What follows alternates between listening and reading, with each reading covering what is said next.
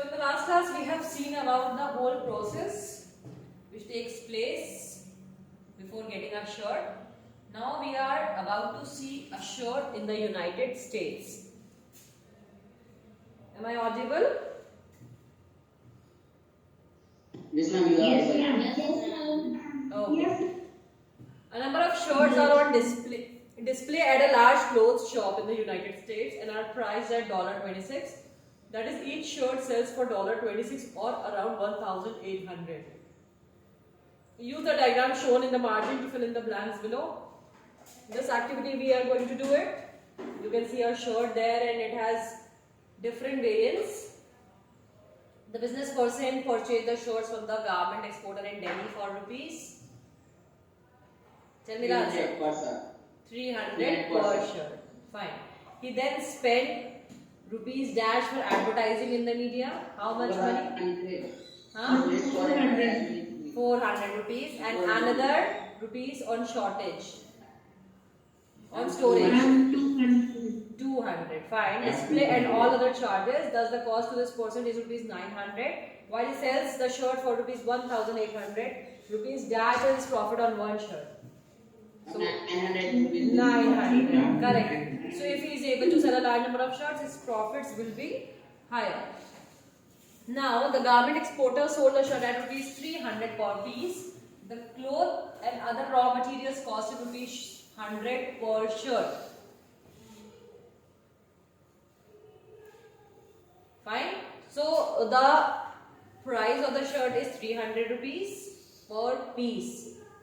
And the raw material, what he used, cost him for 100 rupees. The worker's wages cost another 25 rupees per shirt. The cost of running his office came to rupees 25 per shirt. Can you calculate the profit per shirt for the garment exporter? Can you do this? 150 rupees per shirt. Fine. So 100 rupees for the cloth, 25 rupees for the worker's wage and 25 rupees for the transportation. So 150 he spent and he sold the shirt in rupees 300 per piece. So the profit he got for 150 rupees. 150 rupees. Fine. Per shirt. Yes. Now who are the gainers in the market? So this is how the shirt is there in the market and how the profit is maximized by the exporters. Fine. So basically we are about to see the topic, who are the gainers or who are the profitable persons in the market. A chain of markets links the producer of cotton to the buyer at the supermarket. Buying and selling takes place at every step in the chain. Let us recall who are the people who were involved in the process of buying and selling. Did they all gain as much? There were people who made profits in the market and there were some who did not gain as much from this buying and selling.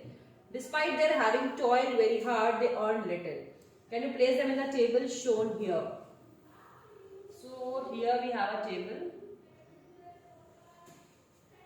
People who gained in the market, people who did not gain as much in the market. So number one person, who's the first person who gained a lot of profit? Ma'am, big businessman. Who? Ma'am, trader. And who? Ma'am, traders like for cotton, the traders who buy cotton from farmers and sell it to a line. Wait, Ankit. Simply three names. Garment owners. Number one, garment owners. Businessman. Business person. And traders now. And Traders. traders. And who are the people who are not getting this? As much as profit as they are. Farmers and then workers. Wait, Ankit. Yes, anybody else is saying something? Yes, Amit?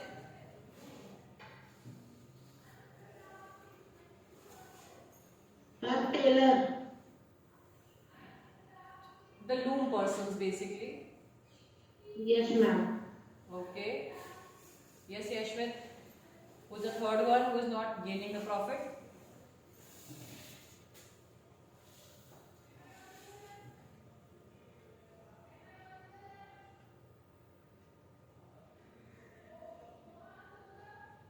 Recall the chapter.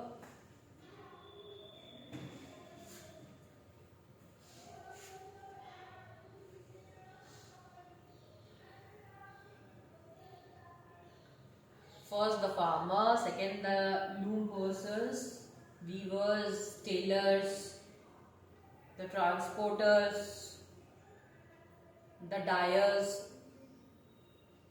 Fine. So many names are there which are not gaining the profit. Okay. Market and equality. The foreign business person made huge profits in the market. Compared to this, the garment exporter made only moderate profits. On the other hand, the earnings of the workers at the garment export factory are barely enough to cover their day-to-day needs. Similarly, we saw the small cotton farmer and the weaver at Erode put in long hours of hard work, but they did not get a fair price in the market for what they produced. The merchants or traders are somewhere in between. Compared to the weavers, they have earned more, but it is still much less than the exporter. So can you see the link, the chain of the people who are involved in the whole process? Weavers were there who were not getting the profit.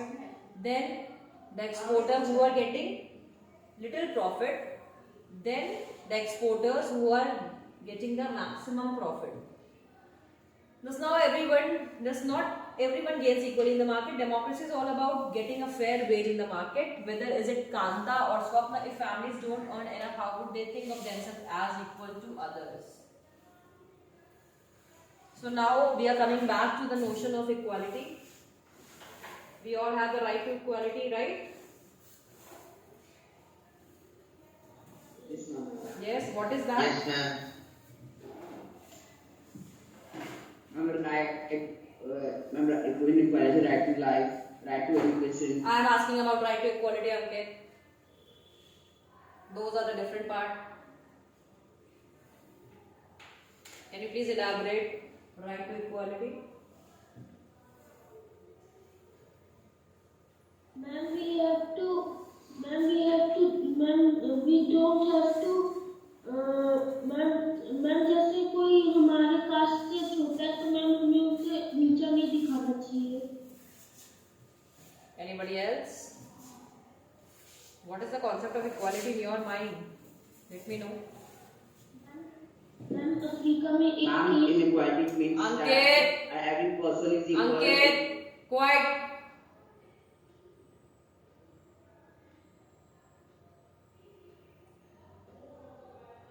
Anybody else who wants to answer this question?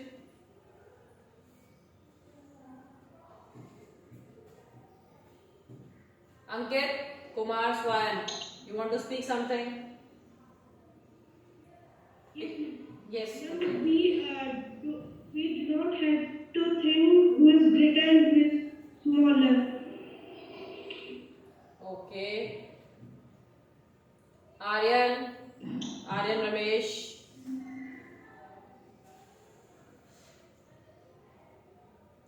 Vivek, Mushaba.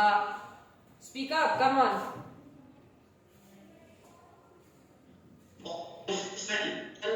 One has same rights and both to be given on Vivek, we cannot hear you. Vivek, we cannot hear you. There is some network congestion, I believe.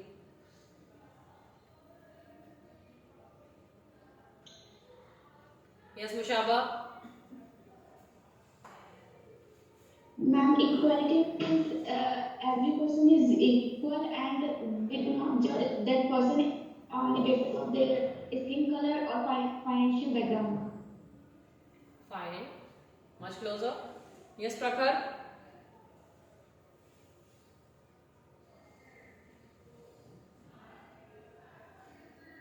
Prakhar Yadav, speak up.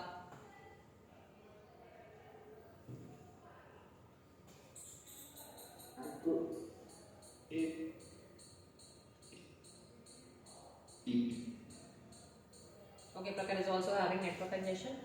So, right to equality tells you about that in the eye of the constitution we all are equal.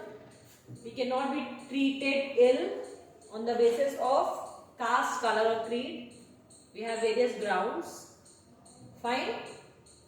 So that is the right to equality, but we talk about right to equality, but in the case what we have seen as Swapna as a wage worker. So can you all relate that right to equality notion along with the chapter?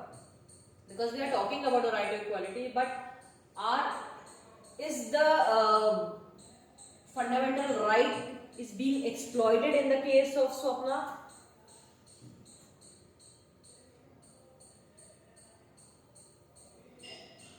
No, ma'am. Why not, Ankit? No, ma'am. Why then she is getting little money and everybody else is making profit? So exploitation of fundamental right is taking place in that case. So what she should do in this case?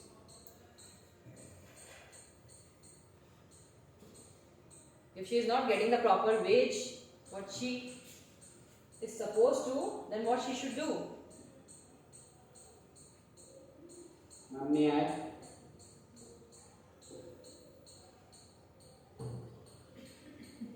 Yes, Ankit.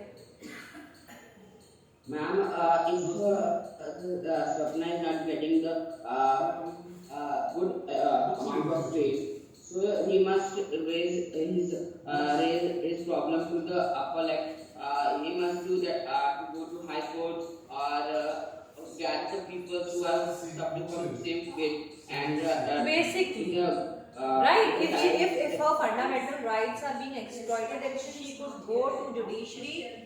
But what is the real problem with her? Can you identify the real issue? What is going on with her? Why she is not going to that place? Even though we have seen the case that she was knowing that she is not getting the proper money what she deserves, even though she has not raised her voice. Why she has not done that? Ma'am, because from whom he saved the loan, he said that he's the only person in his village that can give up a good amount of loan to every month. So if she will raise the voice, so whenever may his son have some disease, so he must give You are some telling money, me what is extra written in money. the book. Wait. What is written in the book? You are telling about that. Number one, the problem with her is she is not educated. Got it? She is not knowing about her rights. The very first issue, what is taking place here. Correct? Secondly, the situation of unemployment is taking place in that condition also. If she is gonna argue with the person who is lending money to her, so next time she won't get the employment because she has also to survive. Got it? See, each and every issue is connected and they are all interrelated. You cannot leave one side and you can continue with the second side. If she would have been educated, so this issue would have not taken place. Got it? That is the thing. So right to equality is our fundamental right. Like in Constitution it is article number 14. But still, she should know about this thing. If she is not knowing that she has some fundamental rights, and that is the only thing you are knowing just because of you are educated. Right? You are taking the education, that's why you are knowing this. If she is not educated, she is not knowing this.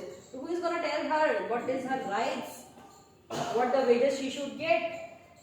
So this is the real case. Okay, coming back to the chapter. So on one hand, the market offers people opportunities for work and to be able to sell things that they grow or produce. It could be the farmer selling cotton or the weaver producing clothes. On the other hand, it is usually the rich and the powerful that gets the maximum earnings from the market. These are the people who have money and own the factories, the large shops, large land holdings, etc. The poor have to depend on the rich and the powerful for various things. They have to depend for loans, for raw materials and marketings of their goods, and most often for employment. Because of this dependence, the poor are exploited in the market. There are ways to overcome these, such as forming cooperatives with the producer and ensuring that laws are followed strictly. In the last chapter, we read about how one such fish workers cooperative was started on the Tawa River. So basically, she is not aware about her fundamental rights. She is not knowing about the things what she should know as a worker or as a laborer as well. Because ILO has decided the minimum wage for a hired worker, right? But she is getting what the people who are living in the same village, they are offering, because she has no knowledge about this thing, so she is being suffered and she is being exploited. And in every case, the poor are being exploited just because they are uneducated and they don't have the options to get employment and for the survival. Got it? So that is the real case which has